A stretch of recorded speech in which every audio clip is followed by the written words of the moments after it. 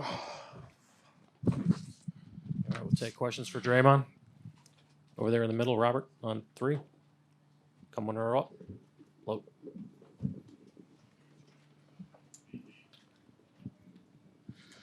Draymond, Robert Littell, BSO. What does this say about this team, the fact that you guys went through all of this and still was able to get it to a game 6? You know, how do you feel about your teammates, about the team, the 5-year journey, and just kind of encapsulating all of that into, you know, what's happening right now?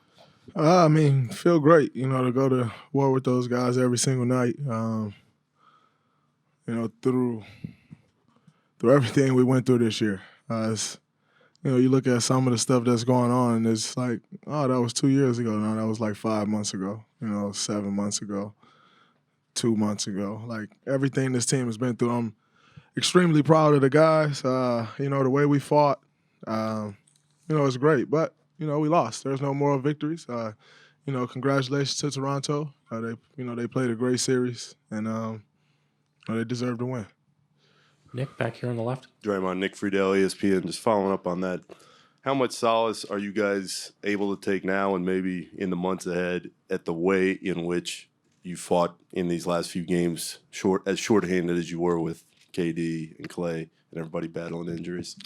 I mean, you know, obviously you feel good about it, but, you know, it's no shocker to us. You know, we know what this team has been made of all along. You know, I've said it over and over again.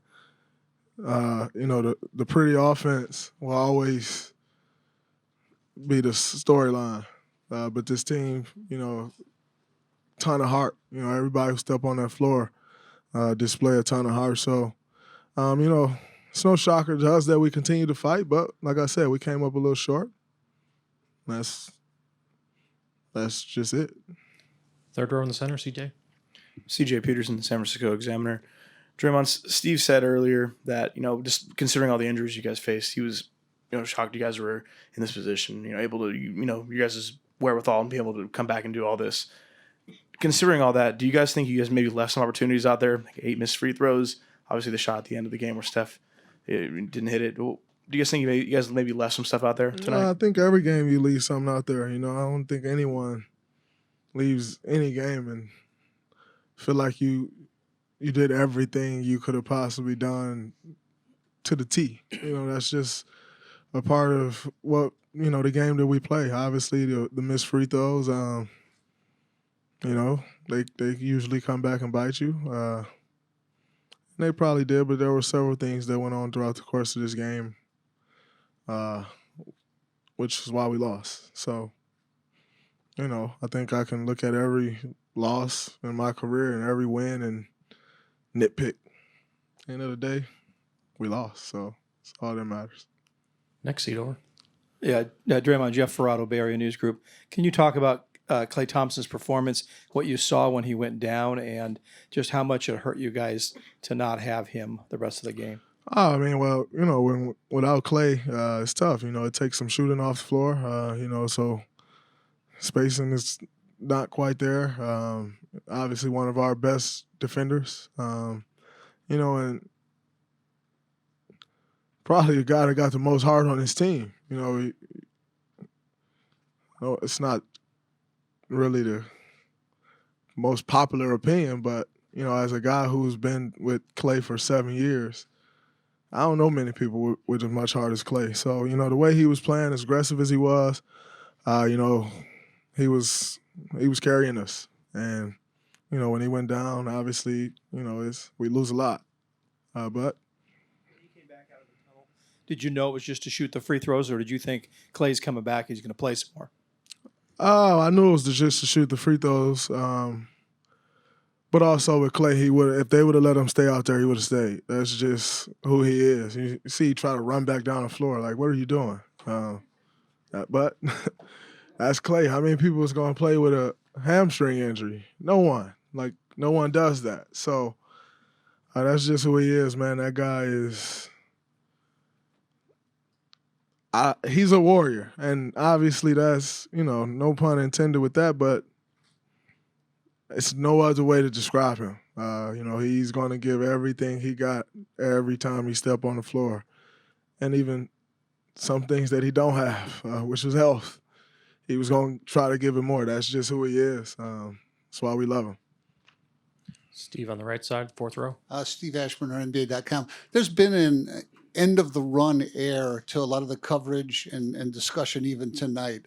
But some version of you guys is going to show up in the fall and step back out on the court. Will you be dragging an accumulation of wear and tear? What do you expect is next for your group?